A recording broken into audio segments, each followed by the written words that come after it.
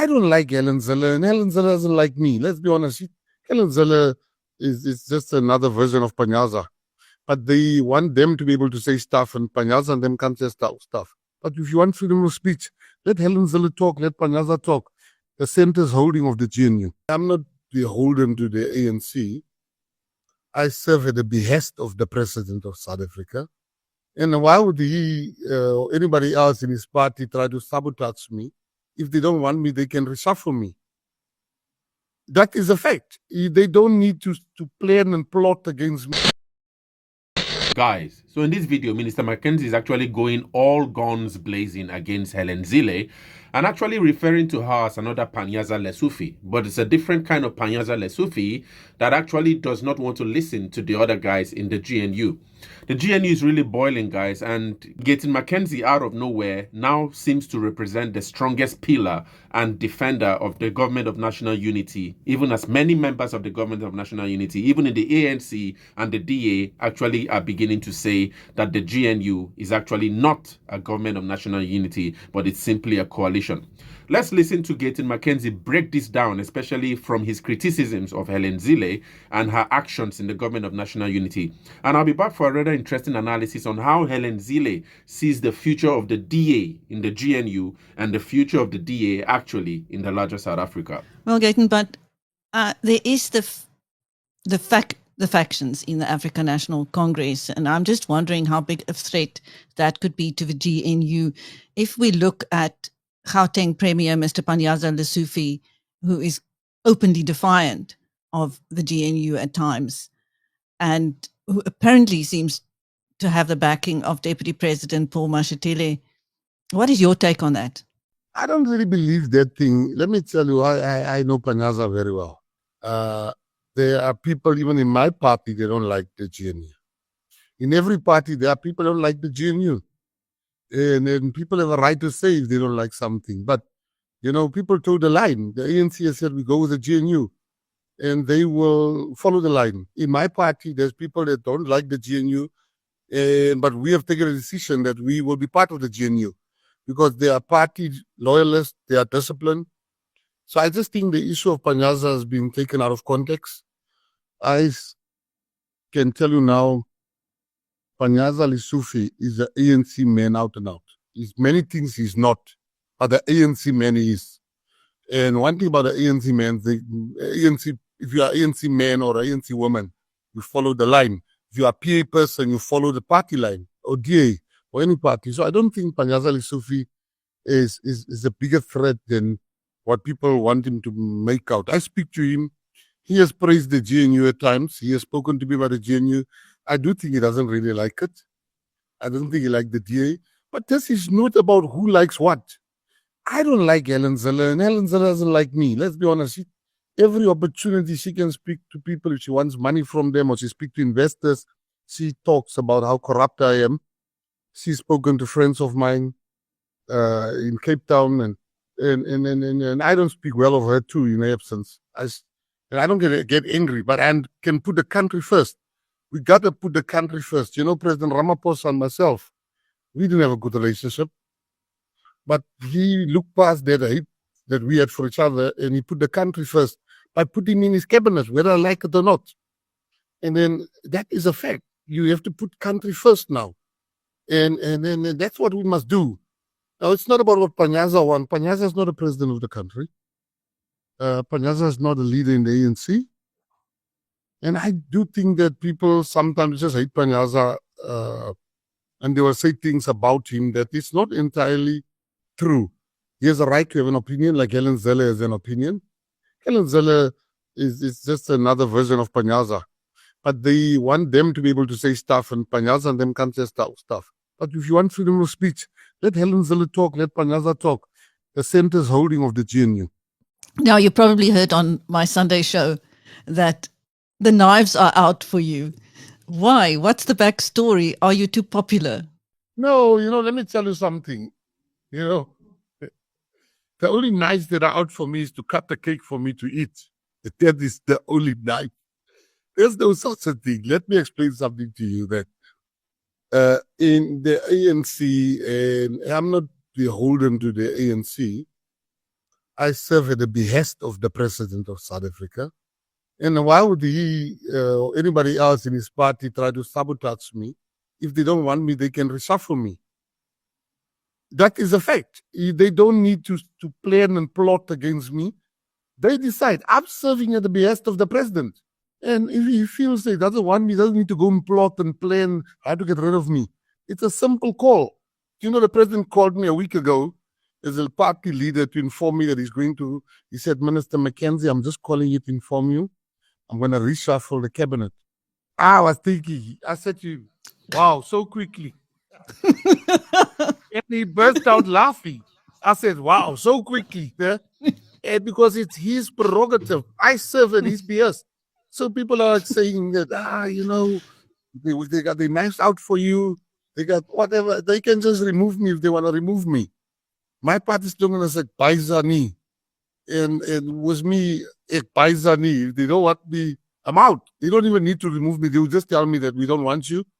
I am giving my best for South Africans. I put South Africa before my party. And that's why I work so hard. And I see a lot of leaders in the ANC do that. The leaders in the DA do that. And for me, if the day they feel that I'm maybe too popular and they want me, they don't need to plot. They can just tell me now, I will resign. And I'll see them in 2029. So which ministry did you think President Ramaphosa was going to give you? I thought he's going to kick me out. I love it here. I love it here at Sport. I just think that there's so many things that we can do. You know, I look at this country and I want to tell South Africans, the problem with South Africans is that we underestimate ourselves. South Africa is a great country with great people, with great ideas. I'm just at the stage where I think that we got to build this country. And the GNU is giving us this opportunity. I get it wrong sometimes. Helen Zille get it wrong. President Ramaphosa will get it wrong. But as long as we don't give up, we must continue to build this country. And if he wants to remove me, I will ask him, can I just stay and finish the work I've started? Because we want to bring the Olympics, we want to bring the F1, we want to bring the UFC, we want to bring volleyball, we want to fix the polo and tennis. There's a lot of stuff. And then we want to fix the hockey in this country. And I've started the work, and I would really like to see it. Want to see VAR in soccer.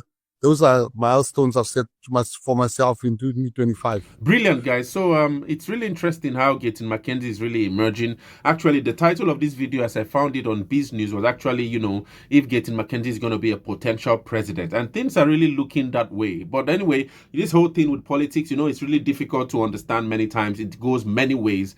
But, his courage and his personality and, the energy he brings into politics and governance in South Africa actually, might end up convincing many South Africans that probably we could test this guy. Probably this guy could lead us to the promised land. But anyway, there's a report I found on IOL that actually really revealed some things, in my understanding of the position of the DA in the GNU and also in the politics of South Africa. Because, as I shared in the last video, Rob Hersov actually opened up a possibility of the fact that in the next elections, the ANC might not need the DA anymore because the ANC now, due to the efficiency of the government of national unity, the ANC seems to have attained more percentage in the polls that have actually been running from its dip during the elections. And now that if it's able to achieve a 45, 47, 48% by 2029's election, it might be able to form a coalition government with either the PA or the IFP. And we know that the Patriotic Alliance is the fastest growing party in South Africa.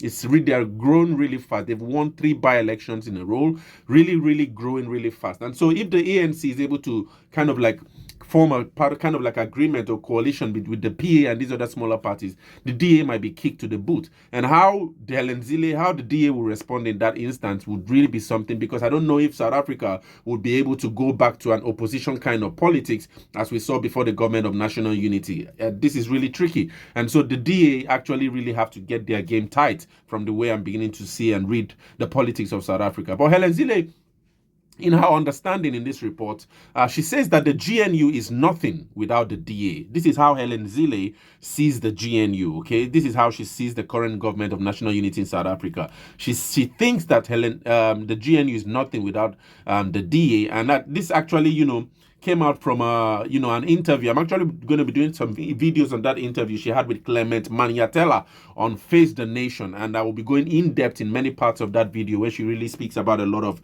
the issues plaguing South Africa.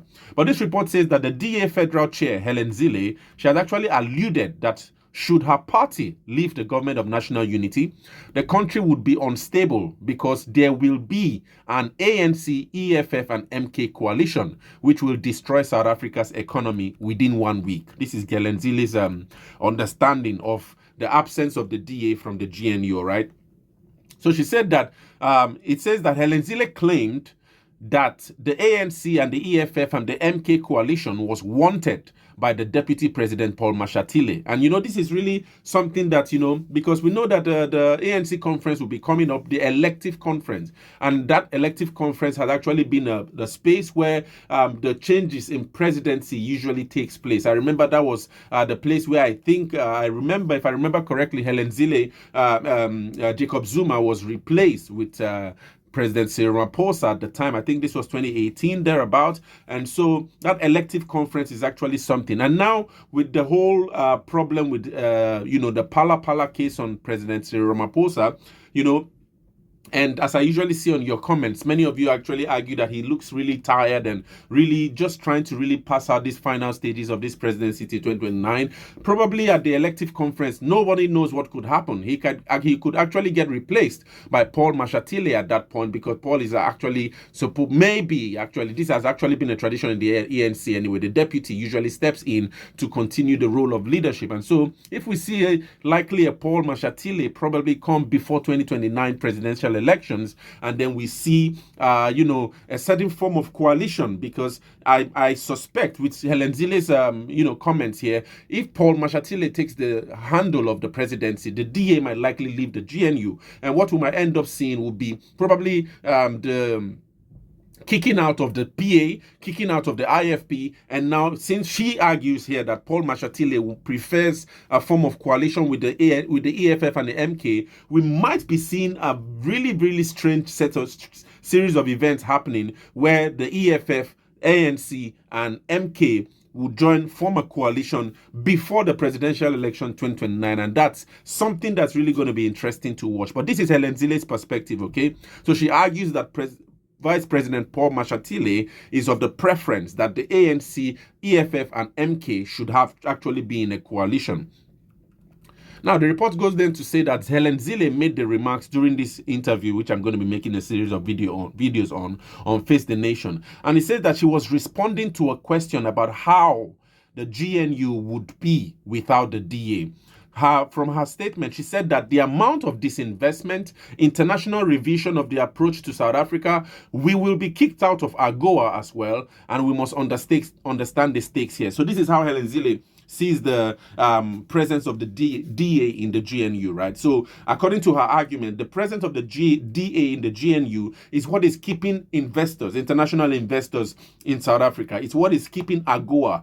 AGOA is kind of like the agreement between South Africa and the United States, where there's a usually kind of like almost what probably my people might call a free trade, so to speak, between both countries of different goods. So it's not causing so much pain, to South Africa, and South Africa is actually also able to make some revenue. So Helen Zille thinks that if the DA leaves the GNU, South Africa might see the end of AGOA. South Africa might see the end of many international investors that are actually flocking in now because of the fact that the GNU, there's a report that's going on to say that the GNU actually, as a result of the GNU, the rand actually got a boost. International investors actually seeing some confidence in the economy of South Africa and all that. But according to Helen Zille, it's because of the presence of the DA in the GNU. All right. So it says that Helen Zille's comments after the ANC Fikile Mbalula dared the DA to leave the government of national unity was her comment, right? Because I think at some point anyway, I think I saw that report where Fikile Mbalula actually dared the DA to leave the GNU. So it says that the reasons were that Helen Zille undermined the ANC and was openly undermining the GNU. Zille also claimed that the GNU was a grand coalition between the ANC and the DA, and this was dismissed as a blue lie by the ANC. And I'm sure this is why in this video, as you can see, Minister McKenzie is really not happy with her statement, because for her to actually be making those kind of claims, it means that the PA, the IFP, the UDF, the other parties that actually make up the government of national unity are just there for decoration, so to speak. They're just decorative elements of the government. And, this would really be offensive to Minister McKenzie, because as you see how hard he's really trying to work in the Ministry of Sports, Arts and Culture, really always, all at every instant, you see. So he's been really busy trying to push for, bringing the Olympics to South Africa, trying to push for bringing, all major international sports to South Africa. So to have her make that kind of statement would really be offensive to the Patriotic Alliance members and all that. But anyway, the report then goes on to say that the GNU is led by the ANC, and the party made it clear that no one, including the DA, would dictate terms to them. The DA has consistently condemned the MK and the EFF being in the government, suggesting that they were a bunch of criminals who would run the country into the ground. According to the DA, big investors would leave the country if the EFF and the MK were to run the country. And although the GNU has survived months in office, more than 100 days, cracks have been noted in many instances over a range of policies and critical bills like Bella, as we know, and NHI. So it says that this is actually where the report then ended. So in other words, how could we say probably it could be the future of the DA in South Africa and South Africa's politics? Because when we speak about the future of South Africa's politics, we might not see the return of opposition politics anymore. We might just keep on seeing the emergence and the deepening of the government of national unity. So now it would be a government of national unity that would now be frolicking around with different arrangements and different agreements between different parties, and that would probably be the government that moves South Africa into the future. And this is actually going to be problematic in a way for the DA, because the DA has actually operated as an opposition party for a long time, all right? So having the DA now to kind of like in a way become sort of like not needed anymore would be something like an experiment that the ANC would now have to conduct, either with the PA and these other smaller parties, or a coalition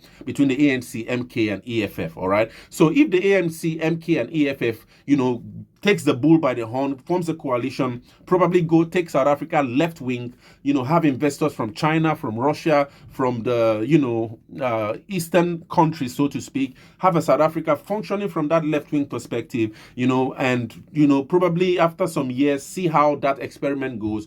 And probably if South Africa is able to float, because, like as we see most of these issues with international investors leaving South Africa, many actually stem from propaganda. You see, there's no experiment yet. But if that experiment takes root, and then we see a lot of Chinese investment in South Africa and all that, and probably Western investors leaving, we see a South Africa facing left, you see. So it could spell disaster for the DA. One thing I know that the DA might actually then find difficulty is that because the Western Cape movement, I saw an interview with Phil Craig on Biz News on the secession of the Western Cape, right? The Western Cape independence movement, so to speak. So they are also not happy with the DA. And so it appears that the DA is slowly being isolated by most of its, this kind of partners, so to speak. And so if